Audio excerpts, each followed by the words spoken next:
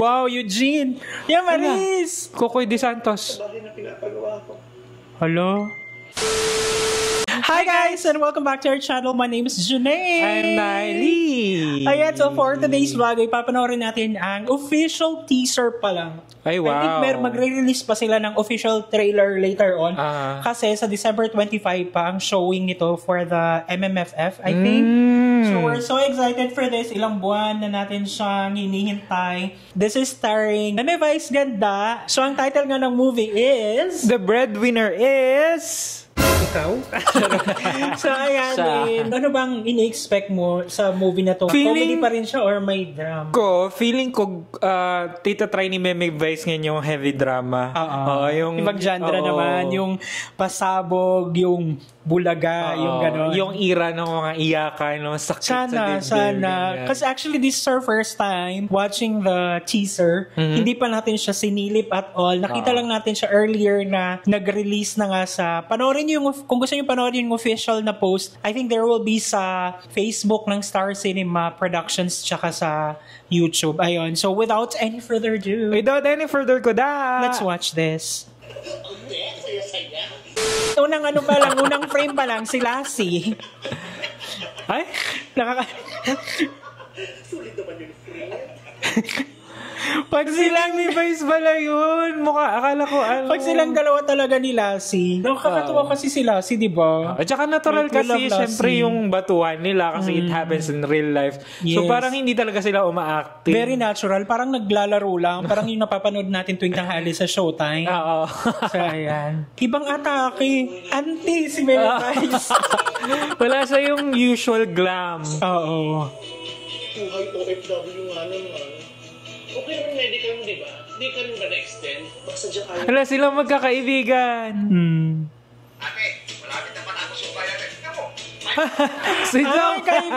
Kapatid niya pala si Jong. I was wondering kung ano kaya talaga yung role niya.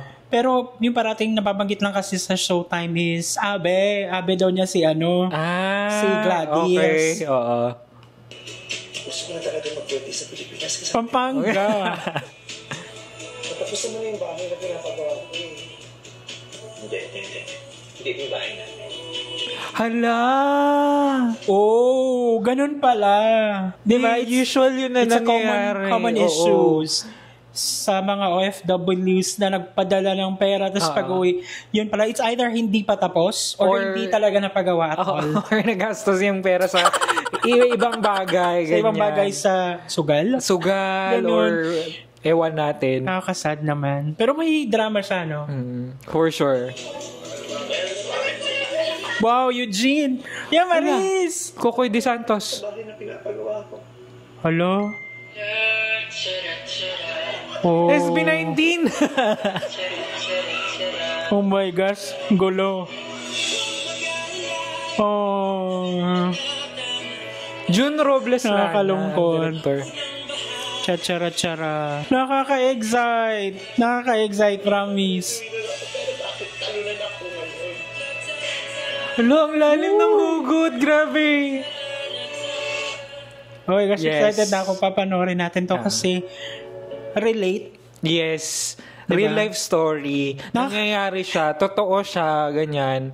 And Nakakaiyak na naman. Natapakan mo kasi yung paa ko. Hindi na. Relate much. And I think ako personally, wala pa akong napapalagpas na movie ni Vice. From Private Benjamin, ganyan, mga Sister Akas and everything. Basta. So, masasabi mo sa sarili mo na avid supporter ka talaga ni Vice Ganda? Masabi mo, di ba? Wala talaga akong sinasabing keming ewan kay Vice. Puro ano lang talaga siya. Like, hands up, hands down, whatever you call it.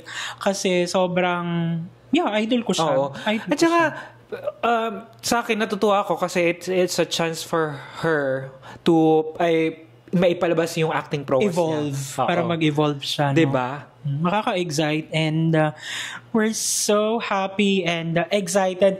Sobrang ano pa lang to, so abangan natin kung kailan i-release yung official trailer talaga. Teaser pa lang. So teaser pa lang. It feels like alam mo na yung gripping, very Aabangan ko na talaga kasi yung kwento ng OFW, nakakalungkot yun, relatable, and then bonggang-bonggang casting. Oo. At saka, yung... Diba? Oo. Diba? Exciting Ano I mean, saka yung struggle ng pag-start ng pag-uwi ng OFW. Na-experience natin yun. Oo. It was damn so hard. Like every day, walang araw na hindi tayo, hindi mo siguro araw, pero walang napapalagpas na linggo na walang away. Oo. Kasi yung yung transition, sobrang hirap. And then, hindi ka kasi sanay na walang pumapasok na pera, puro palabas lang. And then, yun nga, back to zero ka. Kasi kahit anong profession mo, or I don't know with the other professions, pero kahit na ang haba or ang taas nung, ang taas nung iyong, ano bang tawag dyan, resume, experience doon, wala, back to zero ka pa rin, not unless may kapit ka. Or may kumpanya na kayo, or may business ka. Ganon. Oo.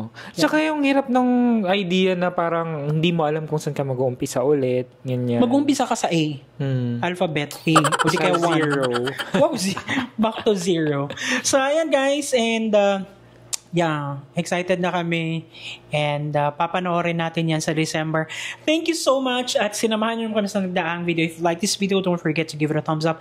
If bago kayo sa ating channel, don't forget to subscribe, hit that notification bell para updated kayo sa ating next upload. Share nyo na rin. And guys, thank you so much for watching our videos. We have a lot of videos done and we have a lot of videos coming. So keep watching us in the next video. Bye!